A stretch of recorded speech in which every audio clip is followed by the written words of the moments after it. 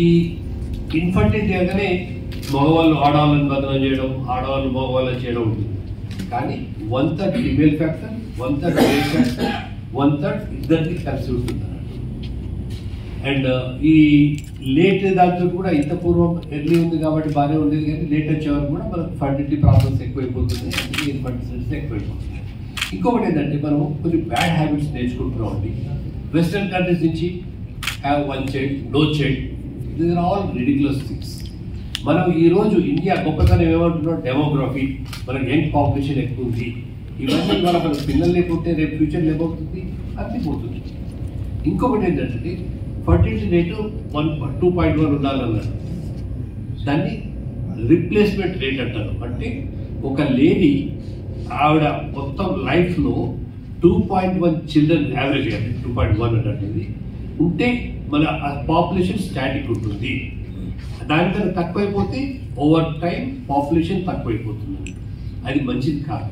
తెలంగాణలో 2.1 బదులు 1.6 to 1.7 ఉంది. ఇది చాలా నెక్స్ట్ 10, 20, 30 yearsలో యంగ్ పాపులేషన్ తక్కువైతారు, ఏజ్డ్ పీపుల్ ఎక్కువైపోతున్నారు.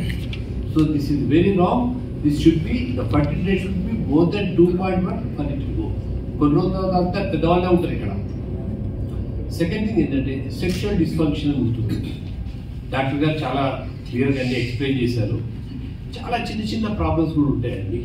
దీనికి చాలామంది అనుకుంటారు ఆడవాళ్ళు చాలా సిగ్గుపడతారు, అది చాలా తప్పు. వాళ్ళు తొందరగా వెళ్తారు డాక్టర్ దగ్గరికి, మగవాళ్ళు వెళ్ళరు. They feel shy. ఎందుకంటే స్ట్రాంగ్ వే, వాడు ఎక్సర్సైజ్ చేసుకోవాలని అనుకుంటాడు, అంతా స్ట్రాంగ్ అనుకుంటాడు. But they should get checked. That muscle is different from the erectile capacity. రెండు వేరు వేరు అన్నట్టు. ఏ కొద్ది తేడా ఉన్నా కూడా ఆండ్రాలజిస్ట్ని కలిస్తే ఇనీషియల్గా కౌన్సిలింగ్ తోటో ఎగ్జామినేషన్ చిన్న చిన్న వాటితోటి పెద్ద ప్రాబ్లం కాకుండా సెపరేట్ కాకుండా హెల్ప్ చేసి కలిసి ఉండే అవకాశాలు ఉంటుంది. ఇంకొకటి ఏంటంటే ఇంత పూర్వము ఈ సెక్షువల్ డిస్ఫంక్షన్ అనేది 40 years, 50 years అలా ఉండేది. ఇప్పుడు about 30% sexual dysfunction complete erection లేకపోవడం కాదు, ఈవెన్ ప్రిమెచ్యూర్ ఎజాక్యులేషన్ కూడా sexual dysfunction. That also can lead to multiple problems. 30% or below 30 years. So మీరు యాజ్ ఎ జర్నలిస్ట్గా మీరు బాగా పబ్లిక్లో బాగా ఇది తీసుకొస్తే చాలా హెల్ప్ఫుల్ ఉంటుంది. ఫ్యామిలీస్ అంతా బాగుంటుంది. లేకపోతే దీంతో సైకలాజికల్ అబ్నార్మలిటీస్ వస్తున్నాయి, కంపెనీస్ ఎఫెక్ట్ అవుతాయి, సొసైటీ ఎఫెక్ట్ అవుతుంది, ఫ్యామిలీస్ ఎఫెక్ట్ అవుతుంటుంది. And in future our country will be affected because of the small issues which they do not. ఇంకొకటి ఏంటంటే ఈ హ్యాబిట్స్ చాలా అయిపోయినాయి. Junk food. ఒకప్పుడు మనం కిచెన్నే తినేది, కిచెన్ తోటి అందరూ ఫ్యామిలీ అంతా కలిసి కూర్చొని అందరం కలిసి తినేది. ఇప్పుడు స్విగ్గీలు అవన్నీ వచ్చేసరికి అంత జంక్ ఫుడ్ ఎక్కువైపోతుంది, ఒబెసిటీ ఎక్కువైపోతుంది. కొంతమంది ఎక్సర్సైజ్ చేస్తారు, కొంతమంది ఎక్సర్సైజ్ చేయరు, స్మోకింగ్ ఎక్కువైంది, డ్రగ్స్ ఎక్కువైపోయినాయి.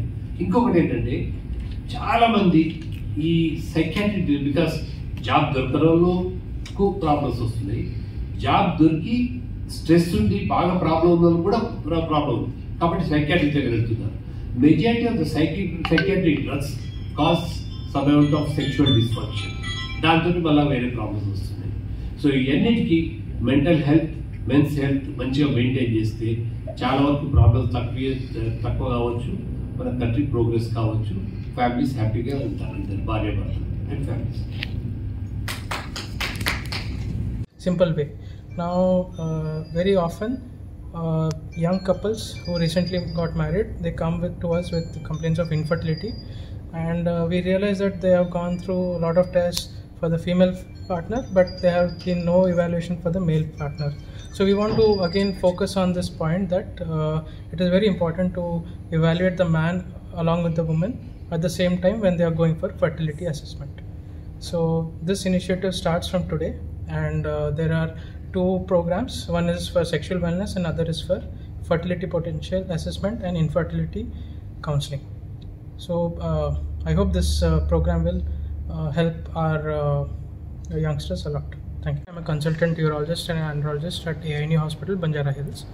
So November is the Men's Health Awareness Month.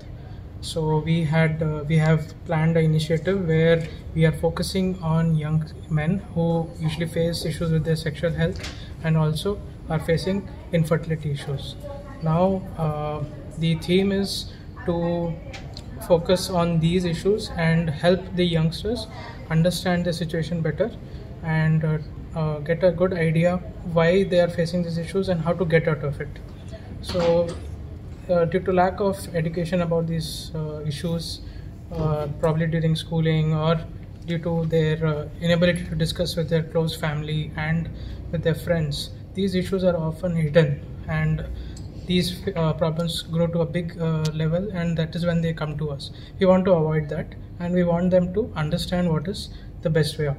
So we have focused mainly on sexual